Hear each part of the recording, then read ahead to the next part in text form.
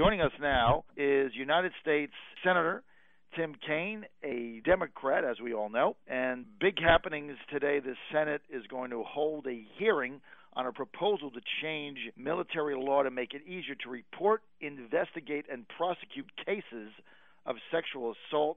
And Senator Kaine, right in the middle of it. If you can, Senator, give us some insight on this hearing. Well, John, it's great to be with you. We're having a hearing, Armed Services Committee this morning. It should last probably about 3 hours. We're hearing from nearly a dozen witnesses, and it will be about the really horrible challenge of sexual assaults in the military and how to deal with it.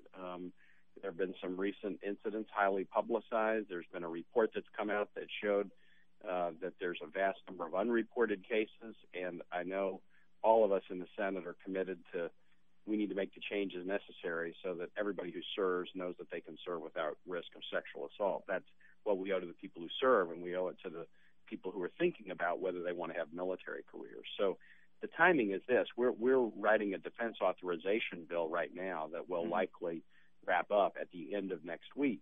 And the question is, what do we include in the defense authorization bill by way of changes to deal with this problem? And as you pointed out, it's about prevention. It's about making it easier to report, to investigate. It's about service for victims.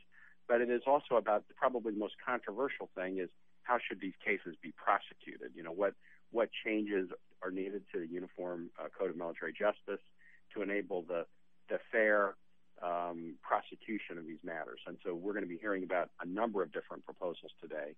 And it's a very important issue, and the stakes are high. Senator, I had a chance to read your op-ed today in the Virginia Pilot, which, by the way, I thought was an excellent piece. And one of the things that really struck me is kind of heard it in the news, but when you see it in print, you basically said that there's 26,000 estimated incidents of unwanted sexual conduct in the military that occurred in 2012. I mean, that's a staggering number of incidents. It is a staggering number. Of which only 3,300 were reported. But Senator, 26,000?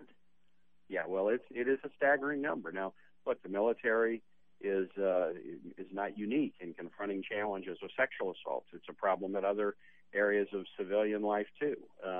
But 26,000 is a huge number, and that gap between the reported number and the total number suggests there's a lot of people who suffer sexual assault, and they don't feel comfortable with the current process for being able to report that sexual assault and have it investigated fairly. So that's why it's got to be an across-the-board change of culture and change of policy, first to prevent, to educate and prevent. And I think the military can and will embrace that notion very, very strongly as they educate the new generation of military enlisted and officers. In fact, I know about it because I spend time talking to people about the training that they're getting as both enlisted and officers, and they're embracing new ways of training. But the investigation, service to victims once they've filed a complaint, and then how do you prosecute this? And so some of the issues are, do you take prosecution of certain kinds of cases out of the traditional chain of command? You leave them in the chain of command, but with some additional protections.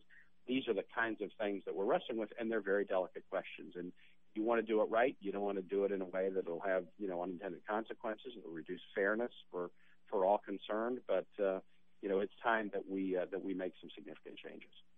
Well, Senator, I think you're in a unique situation in this hearing today because you began your career as a civil rights lawyer in Richmond. So probably of anybody that's going to be there today, you've probably got more real-life expertise than anybody in there, right? Well, in some ways, the civil rights issues, absolutely. But, I will say this. We've got folks on the committee who have served in the military. We have folks on the committee who have been prosecutors. Claire McCaskill, for example, was a prosecutor and prosecuted a lot of sexual assault crimes in civilian courts. She was an elected county prosecutor in Missouri. And so we've got folks with, different expertise on the civil rights side, on the prosecution side, on military service, and then our witnesses cover the gamut. Both folks in the military leadership, but also individuals who are leading organizations that serve victims of sexual assaults in the military.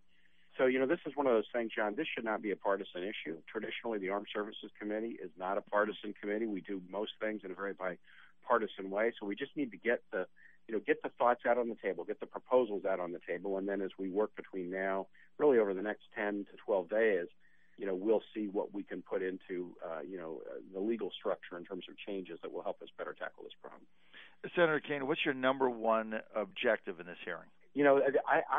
My objective is to learn. I have some, as the editorial in the Virginia Pilot this morning, the op-ed indicated, I've signed on as co-sponsors to a couple of bills. Mark Warner has a bill to strengthen the Military Whistleblower Protection Act. I've signed on as a co-sponsor for that. I've signed on to a bill that Senator McCaskill has that deals with whether a convening authority, a military high-level command, can overturn a jury verdict in a sexual assault case, which has happened recently in some very unusual circumstances. But there are a number of other issues. How do you prosecute these cases? Do you prosecute sexual assault cases differently, or would that be, would that be the wrong thing to do? I in my own mind, I want to hear these witnesses before I make up my mind on some of these questions. So sometimes they have hearings where we're all going in with the points we want to make. This is a hearing where I'm going in with legitimate questions and concerns, and I'm hoping and counting on these witnesses to answer my questions and eliminate some issues. Well, we definitely need to have you back on next week as this thing plays out. Senator, I've only got one more minute with you today. I just want to move quickly to the Internal Revenue Service scandal. What is your just overall reaction to some of what you've heard in the past week or so?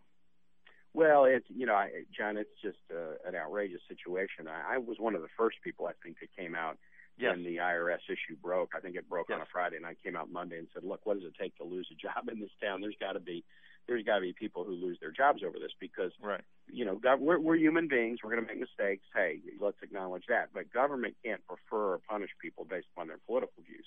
And no part of government is that more important than the IRS. I mean, you just can't do it. President Nixon, that was part of the whole Watergate thing, the enemies list and leaning on the IRS to treat enemies poorly. So, when this came out, I said, let's people need to lose their jobs and we need to see where it goes. I mean, it was, commenced under an IRS commissioner that this president did not appoint. He has now departed. The acting IRS commissioner is now resigned.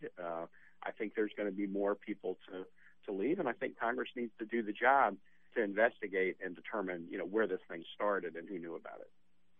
Okay, Senator, we're out of time. We really want to thank you for being on our show today, and we look forward to having you back on after the hearing, sir. Thank you. I look forward to it. Thanks, John. Take care. Senator Tim Kaine, Democrat from Virginia. He's on the committee today that's going to be looking into this mind-boggling situation with the sexual assaults in the military. This is the John Fredericks Show.